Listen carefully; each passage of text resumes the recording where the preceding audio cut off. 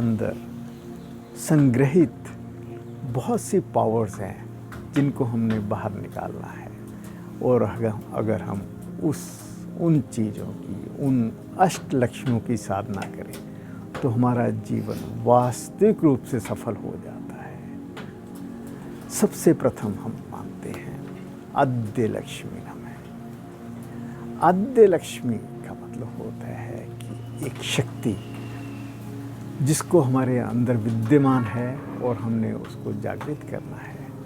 हमारी शारीरिक, मानसिक और आध्यात्मिक शक्तियाँ, physical, mental and spiritual powers, हमें इसको ही बाहर निकालना है।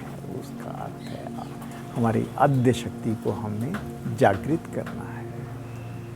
और उसके बाद दूसरी शक्ति विद्या शक्ति, विद्या लक्ष्मी। विद्या से जब भी नाम आता है तो हमें खाली पढ़ाई लिखाई का नाम आता है कि बहुत ज़्यादा आपने डिग्रियाँ ले ली, आपको विद्या ग्रहण हो।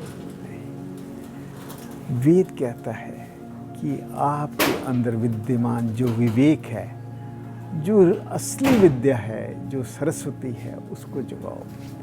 उसके जगाने मात्र से जब आपका दिमाग बहुत प्रबुद्ध होगा, विवेक से भरपूर होगा, तो आपके अंदर अपने आप ही ज्ञान आना शुरू हो जाएगा। खाली पढ़ाई तो केवल मात्र आपको कुछ सहारा दे सकती है, परंतु जब विवेक जागृत होता है तो असली शक्ति, असली ज्ञान तब आता है। और तीसरी सौभाग्य लक्ष्मी नमः। सौभाग्य लक्ष्मी का मतलब होता है कि हमारे को ऐसा भाग्य मिले, ऐसा सौभाग्य मिले कि हमारा परिवार, हमने जो कुछ भी अपनी विद्या से ग्रहण किया है वो समुन्नत होता रहे। अगर हमारा परिवार समुन्नत है, हम आपस में मेल जोल बहुत है, तो सबसे बड़ा सौभाग्य वही होता है कि हम सब मिलके एक साथ, एक विचारों के साथ, एक आनंद के साथ जीवन व्यतीत कर रहे हैं। और उसके आगे है अमृत लक्ष्मी नमः। अमृत लक्ष्मी का मतलब है कि हमारा सबसे पहला तो प्योरिटी ऑफ माइंड, हमारे अंदर एक इतना अमृत भरा हो कि हमारे अंदर प्योरिटी हो। हम किसी भी चीज़ को नेगेटिव मत लें, हमेशा ही पॉजिटिव लें। वो सबसे बड़ा अमृत है। इसके अलावा हमारा आहार, खाना पीना अमृत तुल्य हो, जो कि जितना ज़्यादा अमृत तुल्य ले सको उतना अच्छा रहेगा। वही आपके लिए स्वास्थ्य के लिए लाभप्रद होगा। उसके बाद काम लक्ष्मी नमः। हम जिस चीज़ की कामना करें वो महालक्ष्मी की कृपा से वो पूर्ण हो। चाहे आपकी छोटी कामना है, चाहे बड़ी कामना। आप जो कुछ भी विचार करते हैं, जो कुछ भी सोचते हैं, भगवान उस पर कार्य करता है और वो पूर्ण होता है। इसको बोलते हैं काम लक्ष्मी नमः। और उसके बाद सत्य लक्ष्मी नमः। मेरी जुबान पर हमेशा ही सत्य लक्ष्मी विराजमान रहे। सत्य का मतलब होता है सरस्वती। आप जो कुछ भी वचन बोलोगे वो सत्य होगा और वो पूर्ण होगा।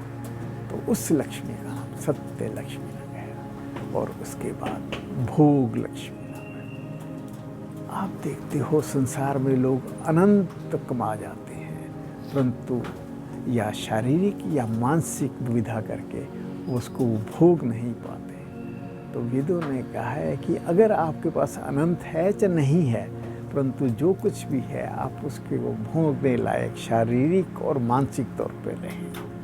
और सबसे अंत में बोला है योग लक्ष्मी नमः कि मैं जो कुछ भी काम करूं, जो कुछ भी करूं, वो सत्य पर ही आधारित होना चाहिए। मैं परमात्मा के साथ मिलके करूं, उसके योग के साथ करूं, उसके साथ जुड़ के करूं। जब मैं ये चीज़ सोचूंगा तो मैं अपना संपूर्ण सर्वस्व उसको सौंप देता हूँ कि जो कुछ वो कर रहा है बहुत अच्छा कर रहा है, मैं तेरे साथ मिलके तेरी रजा में ही राजी हूँ। तो आइए इन दिनों, क्योंकि महालक्ष्मी के दिन हैं, बहुत सात्विक दिन होते हैं, हम अपनी मेडिटेशन को, अपनी साधना को, अपने ध्यान को इन लक्ष्मी पर रखें। कहते हैं जब ये लक्ष्मी प्राप्त होती है तो धन तो इसका पुरोगामी होता है, वो अपने आप ही आता रहता है। तो हम सब मिलके इन लक्ष्मियों का पूजन करें और अपने जीवन को सार्थक बनाएं। ओम।